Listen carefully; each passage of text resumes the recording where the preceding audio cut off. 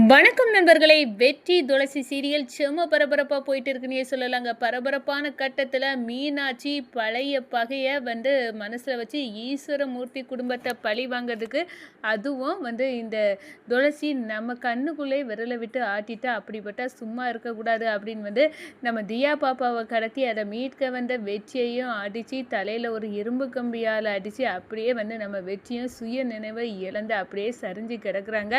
நம்ம துளசி என் சாமிக்கிட்டெல்லாம் வேண்டிட்டு இருக்காங்க. எப்படியாவது என் கணவரும் என் பிள்ளையும் கிடச்சிடணும் கடவுளே, அவங்க எங்கே இருக்காங்கன்னு தெரியலையே அப்படின்னு அழுது புரண்டு அப்படி இருக்காங்க. அந்த நேரத்தில் தான் போலீஸ்லேருந்து தகவல் வருது.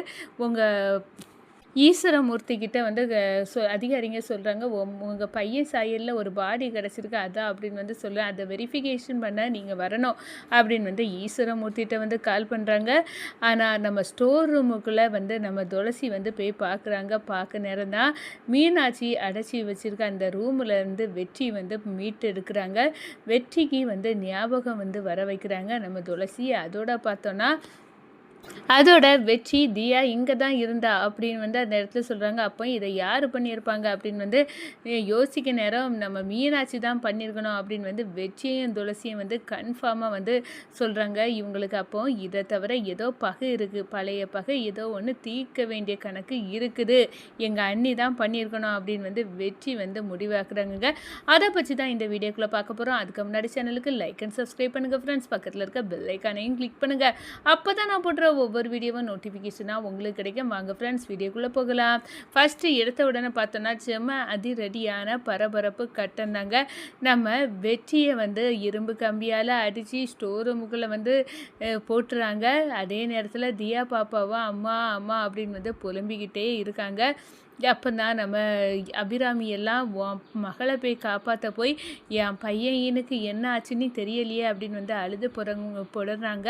அதோட குடும்பம் மொத்தமாக சேர்ந்து கவலையாக இருக்கிறீங்களா, இதுதான் எனக்கு வேணும், எத்தனை வருஷப்பாக ஈஸ்வரமூர்த்தி குடும்பத்தை பழி வாங்கணும்னு இப்போ நான் நடத்திட்டேன் அப்படின்னு அந்த இடத்துல மீனாட்சி மட்டும் சந்தோஷமாக இருக்காங்கன்னே சொல்லலாம். நம்ம ஈஸ்வரமூர்த்திக்கே கால் வருது, ஒரு அநாத பெண்ணம் இறந்து கிடக்குது, அது உங்கள் பையனா அப்படின்னு பார்த்துட்டு போங்க அப்படின்னு அந்த இடத்துல அதிகாரிகள் காலை போட்டு சொல்கிறாங்க. என்னடா இப்போ என்ன பண்ண அப்படின்னு அந்த இடத்துல ஈஸ்வரமூர்த்தி நினச்சிட்டு கடவுளை என் பையனாக இருக்கக்கூடாது அப்படின்னு நினைக்க நேரம்தான் நம்ம அபிராமி எல்லாம் இவளாலையும் இவ பிள்ளையாலையும் வந்தது தான். இவ இந்த வீட்டுக்கு எப்போ காலடி வச்சாலோ அன்னையிலேருந்தே என் பையனோட வாழ்க்கை இப்படி ஆயிடுச்சு அப்படின்னு அந்த இடத்துல அழுது புரளாங்க. மொத்த கோபமும் இனி துளசி பக்கம் போயிடும் அப்படின்னு அபிராமி வண்டியோட கோபம் துளசி பக்கம் நல்லா இருக்கிறது வரை நம்மளுக்கு நல்லது தான் அப்படின்னு மீனாட்சி வேற சந்தோஷமாக இருக்காங்க. நம்ம வெற்றி கிடைக்கணும், தியா பாப்பாவும் கிடைக்கணும்னு துளசி அப்படியே கவலையோட கோயிலில் போய் சாமி கும்பிட்டுலாம் இருக்காங்க. அதே நேரத்தில் சரி அப்படின்னு வீட்டுக்கு வர நேரம் அவங்க கால் ஸ்டோர் ரூம் பக்கமாக போய் பார்க்கலாம் அப்படின்னு பார்க்குறாங்க. அங்கே தாங்க வெற்றி மயக்க நிலையில் இருக்காங்க. அவங்கள தண்ணி தொளிச்சு கண்டெடுத்துறாங்க.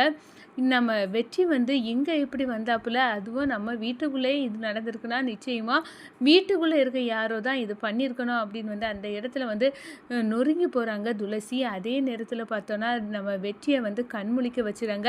அப்போ தான் வச்சு சொல்கிறாங்க, தியா பாப்பாவும் இங்கே தான் மேடம் இருக்கா, இங்கே தான் ஒரு கோணிக்குள்ளே இருந்தா அப்படின்னு அந்த இடத்துல சொல்கிறாங்க. அதே நேரத்தில் தியா பாப்பாவையும் கண்டுபிடிச்சி ஹாஸ்பிட்டலுக்கு கூட்டிகிட்டு போகிறாங்கங்க.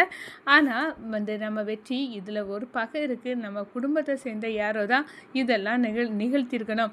நான் தியா பாப்பா இங்கே இருக்கிற தூக்க நேரம் தான் தியா பாப்பாவை தூக்கத்தை பார்த்து தான் பின்மண்டையில் யாரோ என்னை இரும்பு கம்பியால் வச்சு அடித்து தாக்குறாங்க, அவ்வளோதான். அதுக்கு பிறகு என்ன நடந்துட்டுன்னு தெரியலை மேடம்.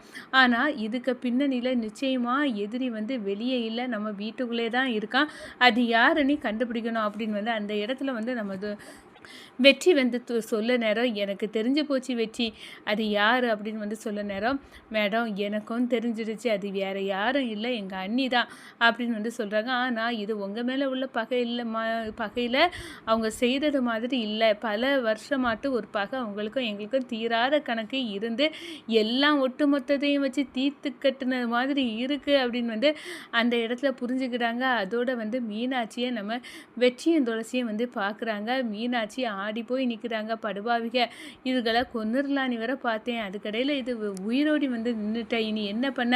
ஆனால் நல்ல வேலை வெற்றிக்கு நான் யாருன்னு தெரியாத வரைக்கும் நம்ம நல்லது அப்படின்னு வந்து அந்த இடத்துல நினைக்கிறாங்க. ஆனால் அதோட நம்ம துளசியும் வச்சியும் நேராக போய் வந்து மீனாட்சியை கன்னத்தில் பலார் வைக்கிறாங்க. ஏன் இப்படி செய்தீங்க அண்ணி?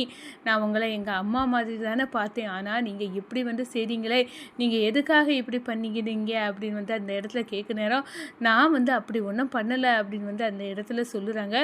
நீங்கள் வந்து எப்படி போனீங்க வந்தீங்க அதெல்லாம் எனக்கு தெரியாது, ஸ்டோர் ரூம் பக்கமே நான் போகலப்பா அப்படின்னு வந்து சொல்ல நேரம், போய் சொல்லிங்க அண்ணி, நீங்கள் தான் வந்து பண்ணினது, தியா பாப்பாவை கடத்தி வச்சுருந்தது, என் தலையில் பின்மண்டையில் இரும்பு கம்பியை வச்சுன்னு தாக்குனது நீங்கள் தான் அப்படின்னு வந்து அந்த இடத்துல போட்டு உடைக்கிறாங்க. இதை கேட்டோன்னே அரண்டு போய் நிற்கிறாங்க ஈஸ்வரமூர்த்தி. மீனாட்சி, நீ வந்து என் பையன் சொல்லுது வச்சு சொல்லுது உண்மையா அப்படின்னு வந்து கேட்குறாங்க. மாமா என்னை நம்புங்க, நான் அப்படி பண்ணலை. இல்லைப்பா இவங்க போய் சொல்கிறாங்க. அப்போ நம்ம அபிராமி யோசிக்கிறாங்க, ஒருவேளை இந்த மீனாட்சி இப்படி பண்ணாலும் பண்ணியிருப்பா, அவள் ஏம்னா 2 நாளாக சரியில்லை, அவள் ஒரே படப்படுத்துட்டு இருந்தா, அப்போயும் இதெல்லாம் பண்ணது மீனாட்சியா? மீனாட்சி என்ன வேலை பண்ணிட்டா அப்படின்னு வந்து ஒட்டுமொத்த குடும்பமும் மீனாவுக்கு எதிராக கொடியை பிடிக்குதுங்க.